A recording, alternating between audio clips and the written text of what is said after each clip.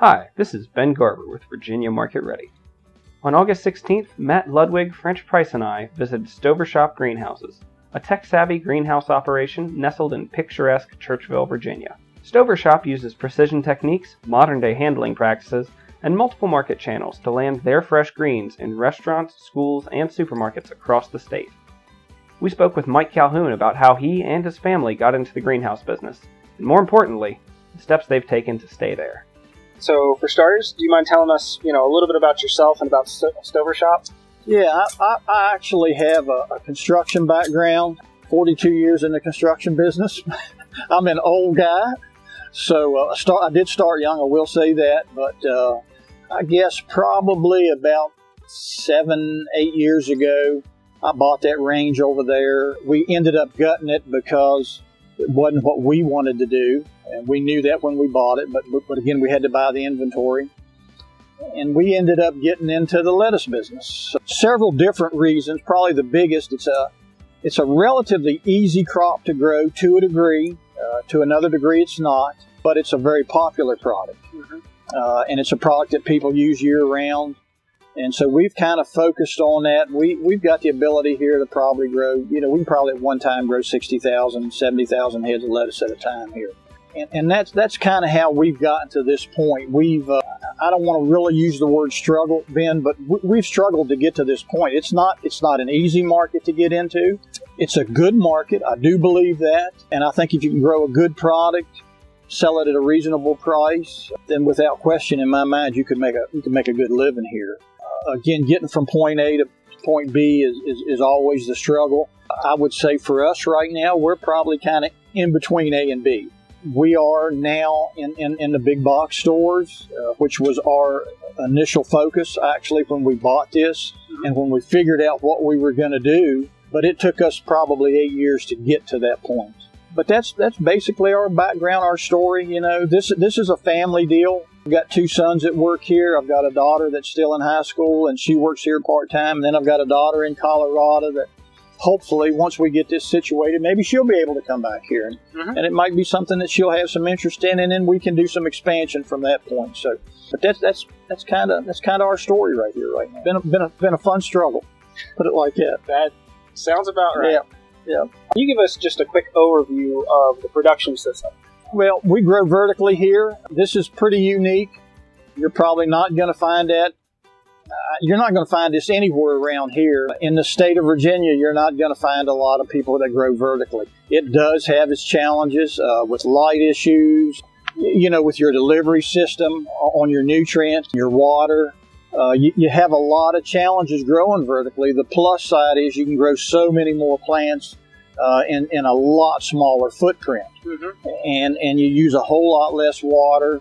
And again, it's a numbers game. Any way you look at it, we try and grow the best plant that we can grow here. We use an automated fertigation system. We grow 4 different varieties of lettuce. We've got 5 different SKUs because we do a mix, but we have a really good product. We can control our water quality and our nutrient quality actually to the millisgram, which is a big deal.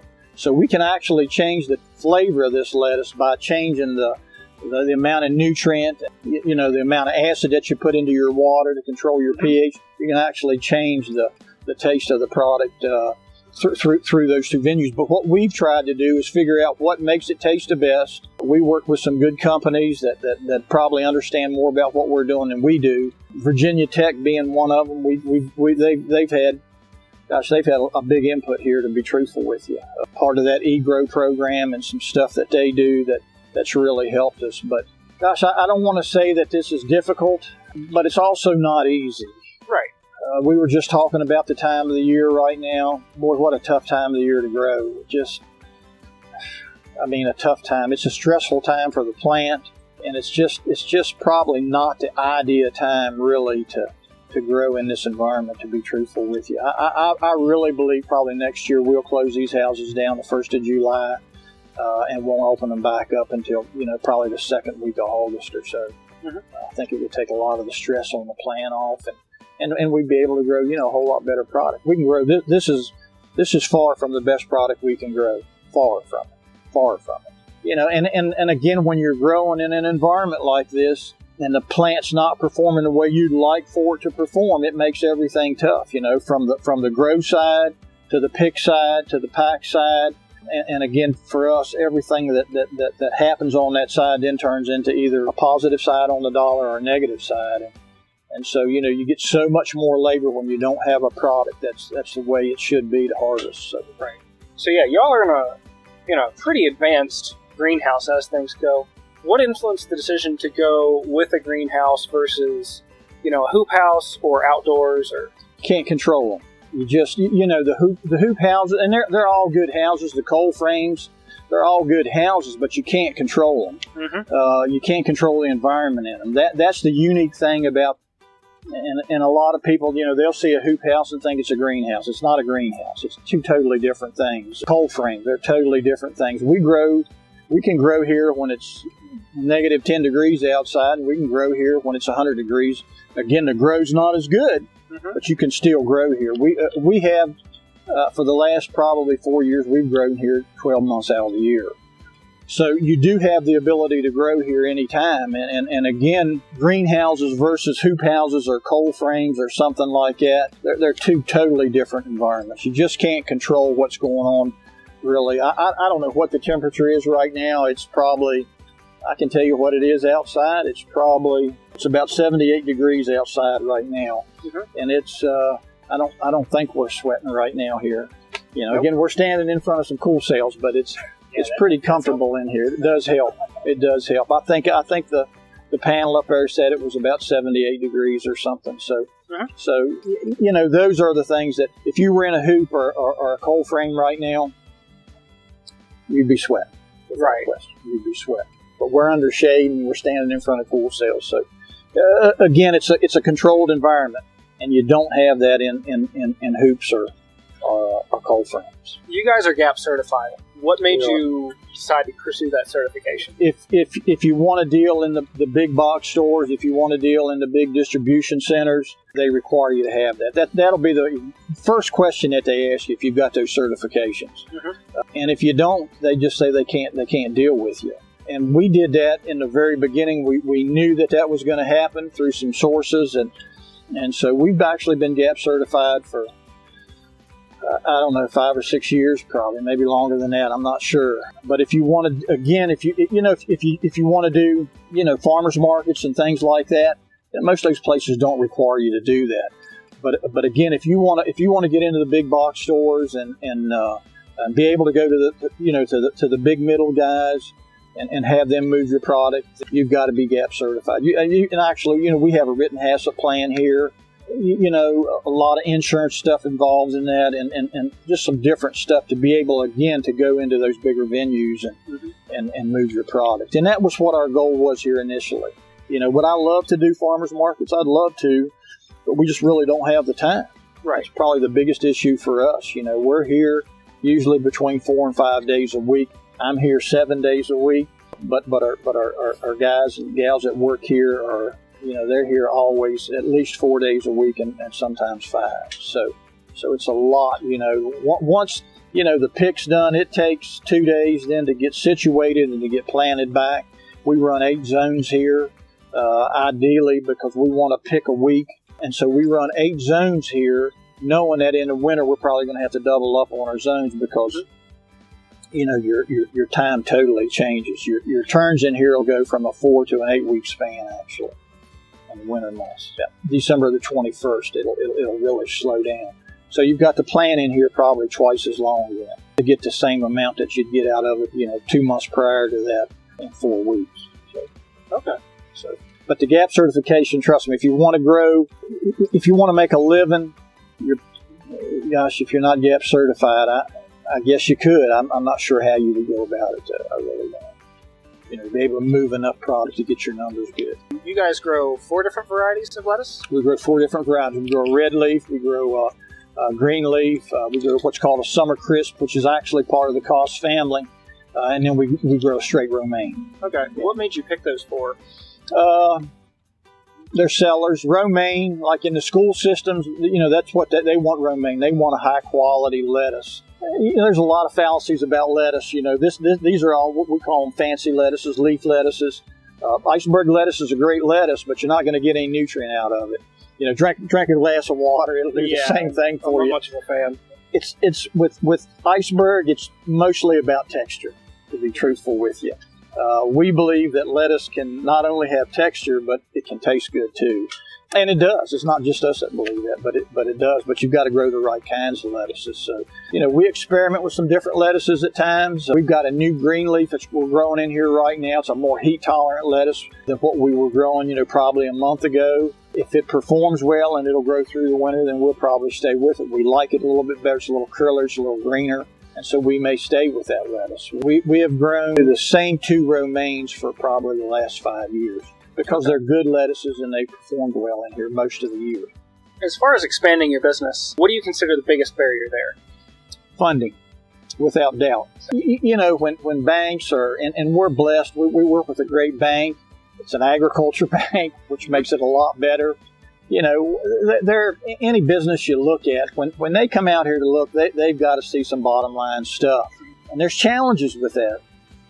Obviously, the more number of heads we can grow, the more we can put out of here, which makes our bottom line look better. We could sell more than what we grow right now, but we don't have. We're still really not under full capacity here.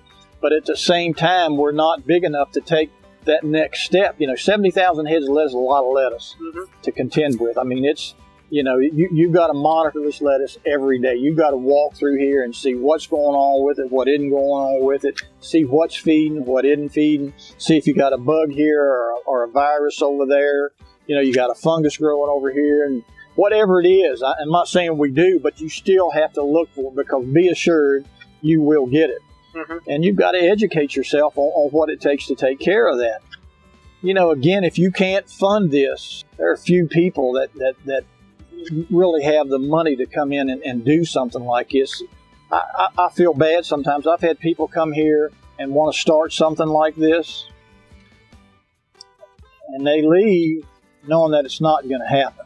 Right. And they're people that I know could grow. I know they could. But when you start looking at what it takes to do this, it just totally turns them off.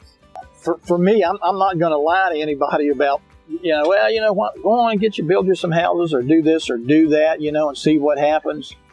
The reality of it, this structure is just the beginning of it. Right. It really is. I know French isn't on camera, but she has actually helped our business. And I'm sure she probably didn't even know that, but through some venues that they've done on the marketing side, for me, it's just straight marketing. That has helped us. We got an email from her yesterday about a supplier, that might have a need for some stuff that we've got here.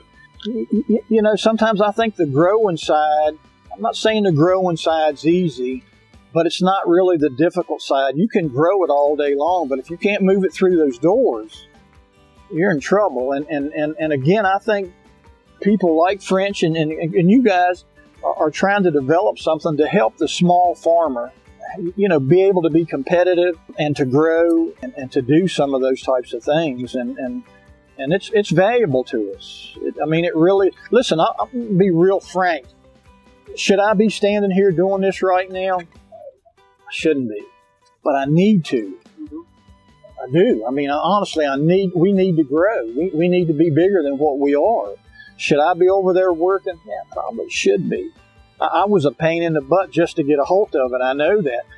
My point is, if you could fund this, a year out, if that makes sense, to be able to get from one place to another. If you had a year to get from one place to another, and you had the right help.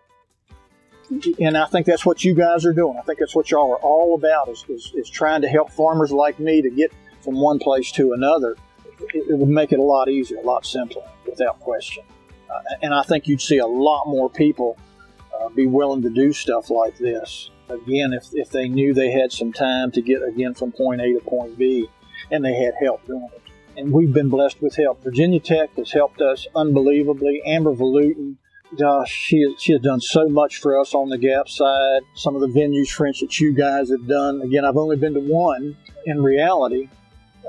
The one that I went to through a couple different channels, It really changed our business model. It actually did. But you still want to scale. We want to move on. We want to do more. But you got to have people that believe in you and can see what your vision is for the growth that you want to do. And it's not always easy. I'd say that's the biggest option. That and the marketing side. Those are the two big ones. I would say. Can you learn to grow it? Yeah, you can learn to grow it. You can. It takes some time. If I could give anybody some advice, get as techy with this as you can. Farmers don't want to hear that, but I'm telling you, we've got our delivery system for our feed and stuff, and the stuff that we take care of this lettuce for even after it's here. It's expensive. Gosh, and I'm making light of this. I can remember when we first bought these greenhouses. We thought we use a lot of soaps in here. If we get bugs, that's our first line of defense is actually a soap, believe it or not. And if we can maintain it with that, that's what we'll do. But I thought I was going to spray this lettuce with a backpack sprayer. $12,000 down the road, you figure out that $60 backpack sprayer won't cut the mustard. Right. But again, we're talking about the same thing. We're talking about that funding. And so to be able to, to have the marketing side, to get the best equipment you can get, man, without question, get the best equipment you can get to deal with what you've got to deal with, and you can succeed. You just got to grit your teeth and bear with it for a while, and I think it'll come to attrition. I really do. So even just paging through your website, but talking here as well, and moving through the greenhouses, y'all place a lot of emphasis on food safety. We do. Can you talk about why that is? Well, you get a recall. Yeah. You probably got a problem. Just in the last, I'm going to say month and a half, which it was good for us because we got to take some shelf space in a couple major grocery chains because another supplier had a recall. And that was a big deal. It's the last thing you want because it's bad publicity. Yeah. And again, you can go back to the gap part and the traceability part. You get a recall, you got a problem. And you know what? There's ways. You guys had to sign in when you walked in here today. We've got everybody that works here. They have to go through a training thing. If a piece of lettuce hits the ground, that's where it stays until it's picked up and thrown in the trash. The majority of this lettuce has never been touched by a human hand. We plant it with gloves on. They put the media in with gloves on. The only thing that I don't put gloves on that I do, and these guys do a lot more of this work than I do, is when I'm cleaning up after they picked or something like that, I might have a pair of gloves on, but they're not going to be, the surgical gloves that they use to pick and to plant and to package and everything. For me, the traceability part of the business, the food safety part, the recall stuff that you need to be aware of, to me it's good. Mm-hmm. It's good. I don't want to put something out of here and somebody gets sick off of it. I do not want that. A recall is the last thing you want. So if you're smart, you'll do everything you can do, really, to make sure that doesn't happen. Everything that goes out of here, we can trace it back through a traceability system and an invoice to the zone it was picked from, to who picked it, to the day it was picked, to the day it was shipped out of here, within probably 5 minutes. That's impressive. Yeah. I mean, it's not hard to do. Again, we didn't set it up. It's all part of that GAP system. And you know what? I think that's a good thing. There's a lot of people that grow that don't want to get involved, with the safety stuff for whatever the reasons. I think it's a mistake, quite honestly. It's not bad at all. After you figure it out, my son takes care of all our GAP stuff, and it's really not that difficult. But yeah, I can go back 6-7 years and I can tell you where a plant was actually harvested from, who picked it, whole nine. And I think it's important to note too that traceability, those changes, when you go through GAP, you're not just paying a certification fee. No. You're paying for those changes, but that's y'all are hitting the big box markets, you're hitting restaurants, you're hitting schools, and that's part of the cost you pay. It is. To play with the big boys. It is. And again, a lot of growers, I consider myself a new grower. A lot of the older growers, they just don't want to they don't want to go through that because again, does it take some money? It does take some money. You got to pay for your audit, then you got to pay somebody to take care of all that paperwork and stuff. And so it does cost some, but once you get acclimated to it, I dare say my son doesn't spend 2 hours a week on his gap manuals. I really don't. And I'm probably stretching. It probably doesn't take him that long. Because he knows what he does. He knows what he's got to do. He knows what he's got to check. There's certain things in here that we have to go through and check on a daily basis. There's things that we have to do on a weekly basis. There's things we have to do on a 6-month basis. And once you understand those things, they just kind of come secondhand. We don't even think about it anymore. We really don't. We will get re-audited in about, gosh, I'd have to go in there and look, but about 2 months probably. Mm-hmm. The first time you do it, you get all stressed out, man, and you can't sleep and this. I don't even think about it. Because our manuals are up to date, we keep them straight, we keep them up to date. Again, it's not a concern for us at all. It's really, and I mean that sincerely, it's not a concern for us. They can actually come in when they audit you and look at your books and they pretty much tell if you're doing what you're supposed to be doing. So it's not that difficult, really not. But it's a big deal. It's something that anybody, again, if you're going to grow commercially, you just will go on and do it and get it done with. So y'all deliver your own produce. You have your own trucks. We do. What influenced the decision to do that? Well, again, I think the fresh side of the business, we're the grower, packer, and shipper. We do all of those things, again, trying to get that product. We'll take product out of here today to Ashland. That'll be in that 24-hour cycle that we talk about on our website, trying to get it there as fresh and as quick as we can. When you've got to hire somebody to move your product, or you've got to hire somebody to pack your product. And a lot of people do, a lot of companies do that. And I'm not saying it's good, bad, or in between. We want a little bit more control, I guess, of what goes out of here than maybe what some other companies do. And when we can control the grow, when we can control the pack, and we can control the ship, we just feel like, we can do a better job of, again, producing a quality type product. And that's what we want to do. We want a good product. You can look on our website. I've actually went into grocery stores, and asked grocers to pull my product off of the shelf. Okay. Because I did not like the way it looked. And I'm not talking about the way it was situated or anything like that. Right. I knew it was out of date, and it hadn't been pulled. We use a Best Buy date on all our stuff now. And again, so some of that probably was our fault, but we want a good product on the shelf. A lot of people around here know who we are, and I don't want them going in there and, my gosh, man, that lettuce looked terrible. I wouldn't buy anything from that guy. We don't want that. Again, if you go to our website, we guarantee our product.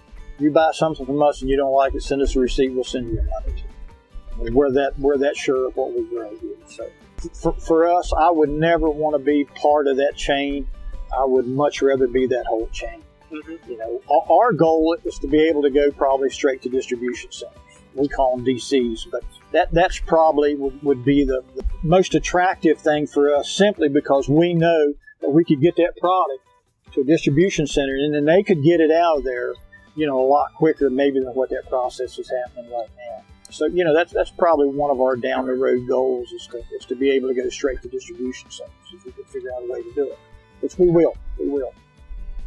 But we're blessed to have the business we've got. We're sure not knocking what we've got. We're blessed to have it.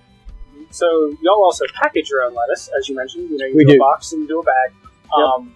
What influenced the decision to package all that? Again, the big box stores, most of what they sell that's again a high volume product is a containerized product. Mm-hmm. To be just real frank with you, this single, I'm gonna grab this and pull this off, but this single lettuce that we pack and talk about, a company called Mann's about 7 or 8 years ago did a huge market research thing, and they called it Mann's Singles. I'm promoting them. They're a good company, okay?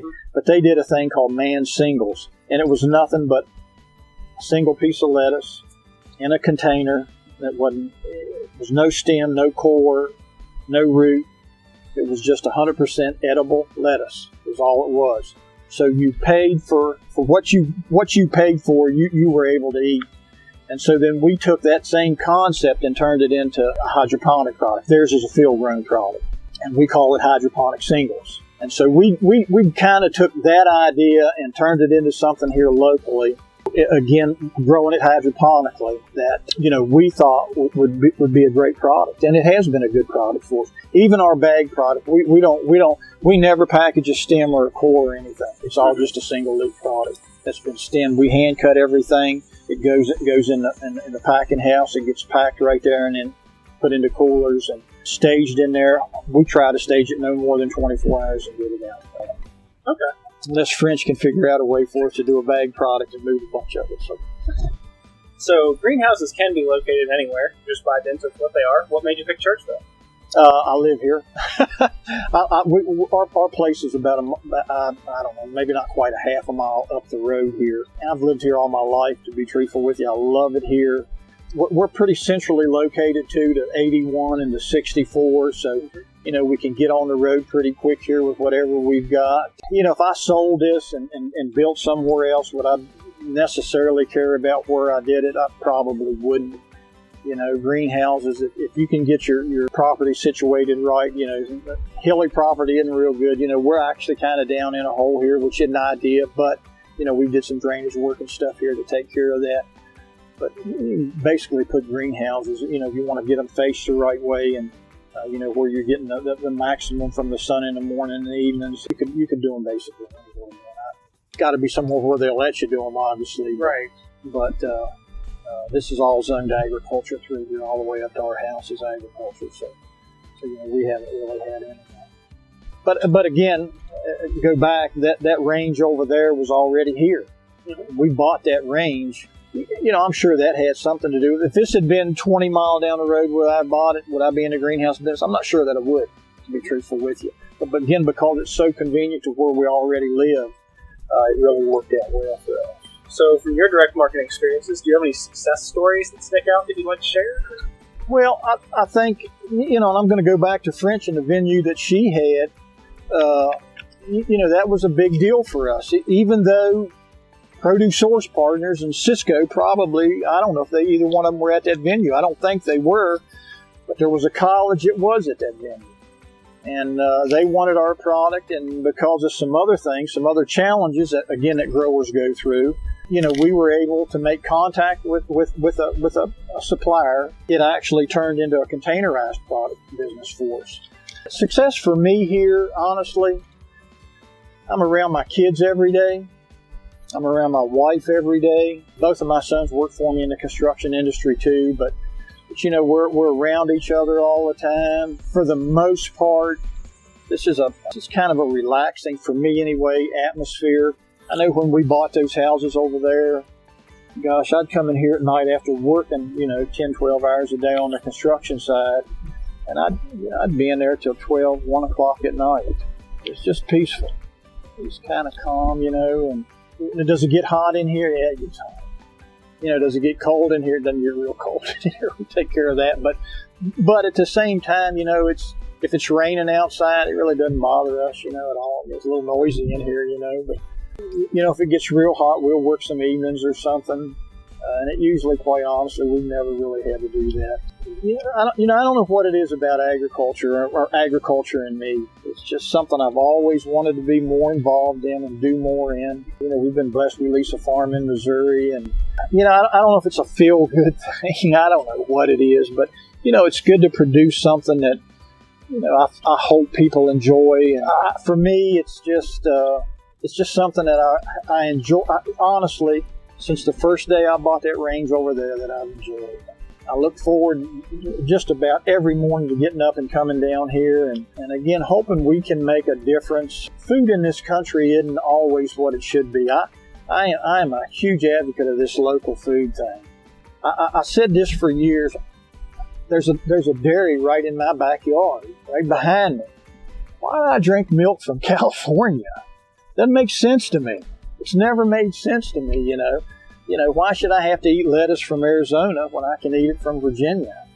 A lot of those things just don't make sense to me. And, if we can do something to improve that and be sustainable doing it, and, that's kind of where we want to go. Listen, do we want to be a big business? We want to be a big grower. We don't want to be a big business, but we do want to be a bigger grower, and we hope that all those things will come to pass. And when I leave here, my kids will have something that they can continue to do and to grow with, and hopefully to make a good, clean, honest living doing. That's what our goal is here anyway, is to, to create something that our family can benefit from, and not just our family. Yesterday I think we had 10 people here. I think agriculture is a great thing. I think it's a dying thing. I hate to say that, but I do. And I think things like this, places like this, could give people more, maybe access to starting a business. I just read online here about a month ago to start a farm in the Midwest. Take about $5.5 million. Start a grain crop operation out there. And that's not owning all the property. That's actually leasing part of the property. There aren't many kids going to do that today. It's just not going to happen. You could take a fifth of that and build something that you could profit from without quit, and take care of your family to boot. This is kind of the direction we've taken, and I believe God's going to bless us through this whole thing. And maybe the next time you guys come out here, we'll have twice as many greenhouses. I don't know. This isn't a big operation. We've got about, I think this whole place is about a little over 20,000 square feet. So, we're not a huge grower. Hopefully we'll get to expand and be bigger and to do more and to produce more and maybe even produce some different types of products then too. So right now we're still in there between A and B, trying to get back to B there. Well, that's about all I got. Anything I missed? No, listen, I appreciate you guys just taking the time to come out here and talk with us, and I appreciate French.